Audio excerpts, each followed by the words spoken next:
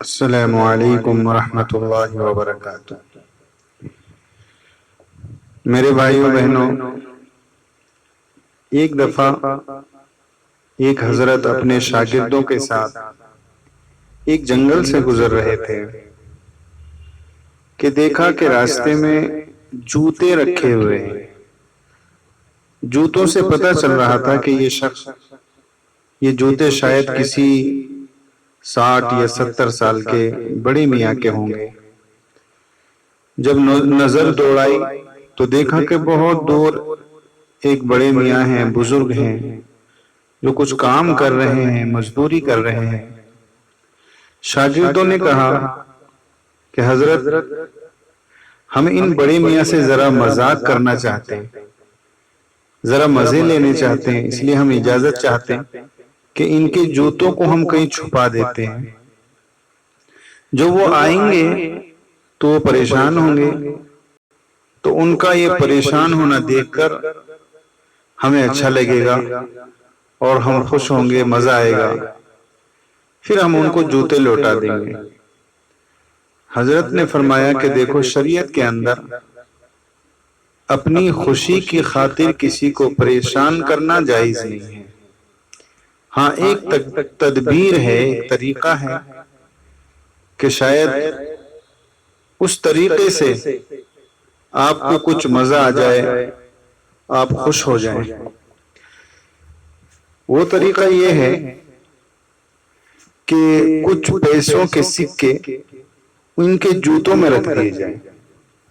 جب وہ آئیں گے، جوتوں میں پیسے رکھے ہوئے دیکھیں گے، سکے، تو ان کا وہ ری ایکشن جو ہوگا، اس ری ایکشن کو دیکھ کے ہم خوش ہوں گے اور دیکھیں گے وہ کیا کہتے ہیں، وہ کیا کرتے ہیں۔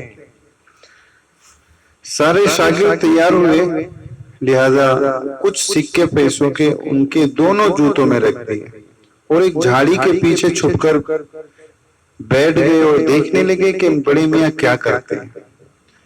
جب بزرگ آئے تو اپنا پاؤں جیسے ہی جوتے کے اندر ڈالا، ویسے ہی باہر نکالا اور جوتے کو الٹا کر کے دیکھا تو اس میں سے پیسوں کے سکے نکلے۔ جب دوسرا جوتا دیکھا، اس میں بھی پیسوں کے سکے نکل گئے، تو بڑے پریشان ہوئے، حیران ہوئے، دور دور تک ادھر ادھر دیکھا لیکن کوئی نظر نہیں آیا۔ اس کے بعد میں اپنا سر اوپر کو کیا اور ایک چیخ ماری اور فرمایا، یا اللہ، تو رازق ہے، تو بے شک رازق ہے، تو سب کو رزق پہنچانے والا ہے، اور تجھے سب کے حالات معلوم ہیں۔ یا اللہ، تجھے معلوم تھا کہ میرے بچے بھوکے ہیں اور میری بیوی بیمار ہے اور میرے پاس اس کے علاج کے لیے پیسے نہیں تھے۔ یا اللہ، تو نے غیب سے میری مدد فرمائی ہے، مجھے پتا ہے۔ یا اللہ، تیرے لاکھ لاکھ احسان ہیں۔ سجدے میں گر گئے اور بہت دیر تک روتے رہے اور یہی دعائیں مانگتے رہے اور اللہ کا شکر ادا کرتے رہے۔ ادھر وہ بڑے میاں رو رہے تھے، ادھر وہ بزرگ حضرت اور شاگرد جھاڑی کے پیچھے رو رہے تھے کہ دیکھو، اللہ نے ہم سے انجانے میں کس طرح سے ایک ایسے شخص کی مدد کروائی جو مدد کا مستحق تھا۔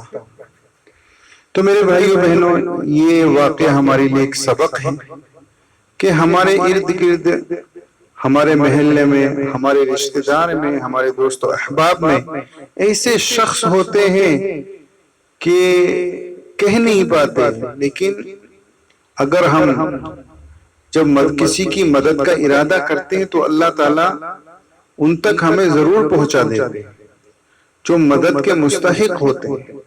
لیکن ہمارے اندر سچا اور صرف اللہ کے لیے مدد کرنے کا جذبہ ہونا چاہیے۔ اللہ تعالیٰ ہم سب کو ان جیسا بننے کی توفیق عطا فرمائے۔ السلام علیکم ورحمۃ اللہ وبرکاتہ۔